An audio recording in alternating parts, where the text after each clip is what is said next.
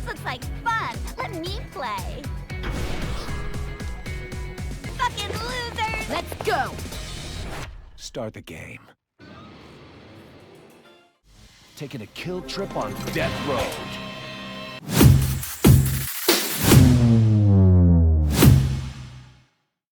Hello and welcome everyone. No More Heroes 3 was added to the PlayStation Extra catalog together with No More Heroes Travis Strikes Again. I have already done a review on the second one since I wanted to keep everything in chronological order. If you're a fan of the quirky and unique style of No More Heroes or the mind behind it, Goichi Suda, then you'll be thrilled to know that No More Heroes 3 continues to deliver the same magic that has captivated fans so long. In fact, this latest installment is arguably the pinnacle of the series, with fans likely to agree that it's the best one yet. It's a true testament to Suda's creative genius, marking a return to form that hasn't been seen since the original game Travis Strikes Again not included. It's safe to say that most of No More Heroes and Suda 51 fans already knew that No More Heroes 3 is fantastic, flaws included. The real question now is whether this latest installment can attract a wider audience than its predecessors. No More Heroes 3 is the epitome of the series' essence, encompassing both its strengths and weaknesses.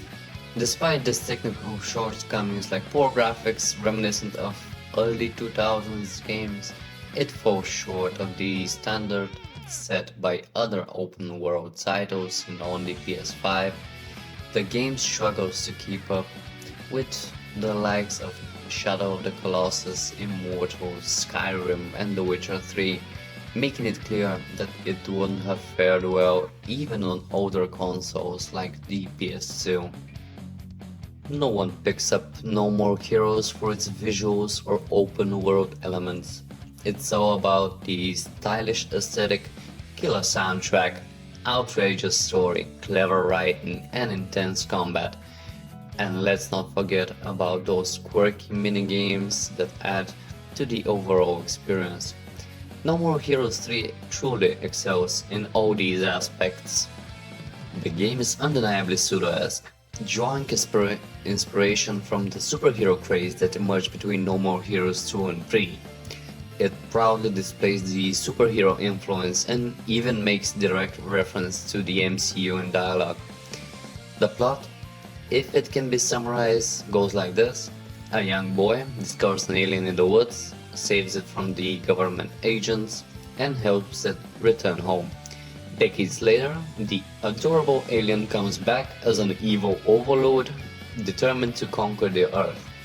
Posing as a superhero along his allies, taking advantage of the Earth's superhero obsession, they form a group of 10 alien overlords, overseen by the United Assassins Association, and the series protagonist, Travis Touchdown, must now defeat them to repel the alien invasion and save the Earth. Just roll with it. The key is that such a wild premise sets the stage for all elements that you desire in a No More Heroes game, from wildly creative boss battles to hilariously witty writing, with the expected meta subtext from Suda's creation. And a plethora of characters, both new and familiar, each more outrageous than the last, to spice up the adventure. The setup remains pretty much unchanged. Winning in ranked battles is still the key, but the fees for each battle keep getting steeper, and the more you fight to earn cash, you need to take on odd jobs around town, from mowing lawns and cleaning up trash to unclogging toilets, taking down rowdy biker gangs and battling waves of enemies in the open world. It's safe to say that No More Heroes games are truly wild and out there. Everything unfolds just as you'd expect, but No More Heroes 3 introduces its own twists. You must engage in several preliminary battles before earning the right to challenge a ranked opponent each time. Additionally, in a cleverly satirical take on the Ubisoft Towers trope found in many modern open-world games, you must locate and unclog toilets, which double as save points, to unlock activities in the surrounding area of the map. The activities themselves are thoughtfully crafted, offering a soothing sense of repetition as you grind for cash to prepare for your next battle.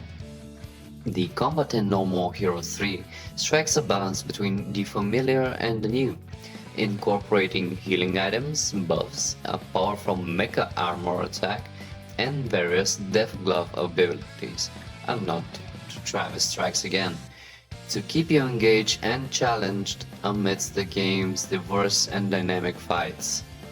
The battles serve as the pinnacle of the gameplay, the moment when all elements in No More Heroes 3 align perfectly. From the quirky characters and clever dialogue to the stylish visuals and top-notch combat mechanics, every aspect shines. The boss fights are particularly outstanding, showcasing incredible design and adding to the overall experience. Even the technical performance impresses, with a consistently smooth and fluid 60 frames per second during intense battles. Getting the hang of these fights might take a moment as they are quite challenging. Suda has definitely upped the difficulty in this game, so you don't be surprised if you find yourself struggling initially. Lowering the difficulty level isn't the answer either, as it basically makes you invincible with an auto guard, which takes away from the enjoyment. However, once you get the hang of the combat, the boss fights in No More Heroes 3 are exciting, captivating, and full of surprises. Amidst all this, the initial question we pose still lingers. Can a new player dive into the game and have a good time? If we're talking about the storyline, well, the reality is that there's a whole lot happening in the game that directly ties into the previous 3 installments, including Travis Strikes Again, which might leave you feeling a bit lost.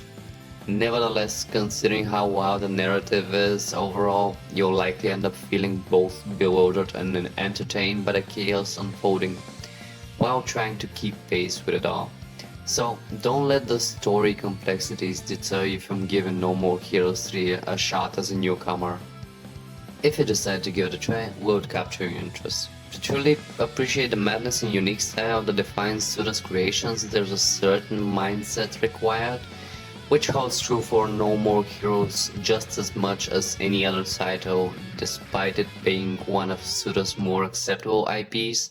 With No More Heroes 3 marking Suda's return to fully directing a flagship release since the original game, excluding the smaller Travis Strikes Again, players can expect a heavy dose of Suda's signature style.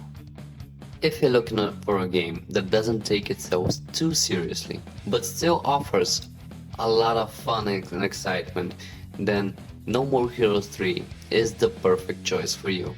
Embrace the quirky charm, overlook the rough edges, and dive into a world filled with unique characters, intense battles, and wild storyline. This game may not be for everyone, especially if you prefer a more traditional, high-budget experience, but if you're willing to embrace the madness, you'll find yourself thoroughly entertained. Get ready for an unforgettable gaming experience with No More Heroes 3. Overall, No More Heroes 3 delivers the purest essence of Suda51's unique style in more than 10 years, making it the ultimate installment in the series. Thank you very much for watching. Make sure to leave a comment if you want more information on another specific title, and see you next time. Bye bye.